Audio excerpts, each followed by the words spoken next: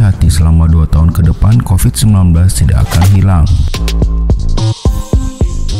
Virus ini akan ada setidaknya selama 2 tahun dan banyak orang akan takut dengan kesehatan mereka. Tapi yang terpenting banyak orang takut dengan dompet mereka dan uang mereka, termasuk saya.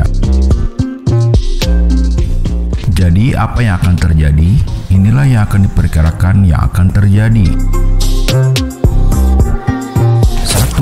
Uang. Jumlah uang akan jauh lebih sedikit, jadi menabunglah. Jangan habiskan uang untuk hal-hal yang tidak kalian butuhkan. Misalkan jangan beli kopi di Starbucks, jangan beli mobil, jangan beli saham yang nilainya akan jatuh. Bahkan jangan beli kaos yang bermerek atau jas baru yang kalian tidak butuhkan, karena pernikahan tak akan diadakan sementara waktu.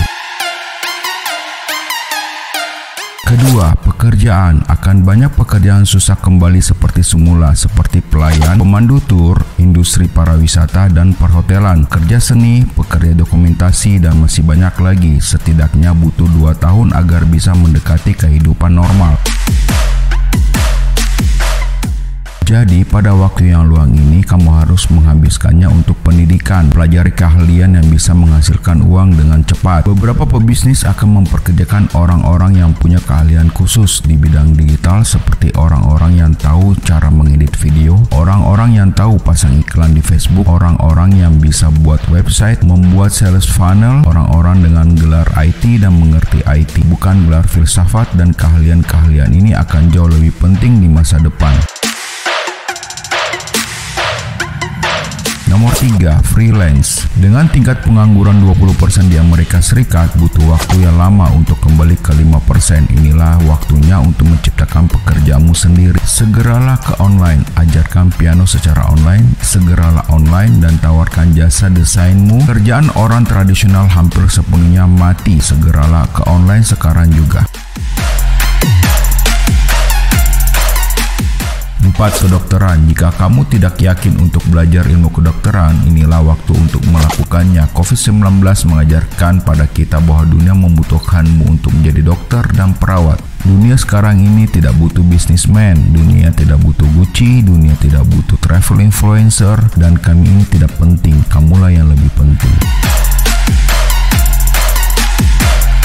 5. Kesabaran. Setelah pembatasan fisik berakhir, pembatasan yang baru akan dimulai, dan ini akan menyebalkan karena akan terjadi selama 2 tahun. Selama 2 tahun tidak ada lagi foto bersama sebanyak lebih dari 100 orang tanpa masker, gathering, retreat, seminar ribuan orang, tidak ada lagi tour berkelompok dengan ratusan orang, ribuan orang, tidak ada lagi kesibukan di kantor, tidak ada lagi pesawat yang penuh, dan tidak ada lagi uang bertebaran. Inilah waktunya untuk berpikir berbeda. Semua tulisan di atas sangat mungkin terjadi. Jika kamu beruntung, kamu akan menang. Tapi jika tidak, kamu akan ada di bawah 10% di kehidupan masyarakat. Tidak semua orang bisa meningkatkan keahliannya atau bahkan punya komputer. Itulah mengapa kesenjangan pendapatan akan meningkat. Yang kaya akan tetap menjadi kaya, yang miskin akan tetap menjadi miskin.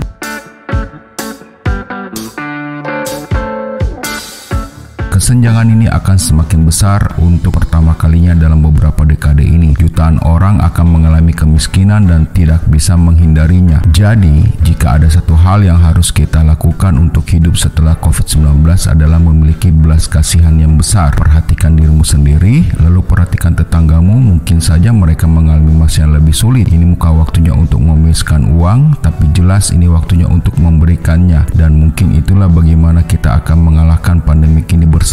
Tetaplah di rumah, tetap jaga kesehatan, tetaplah kuat. Sampai jumpa Sobat Flash Talk.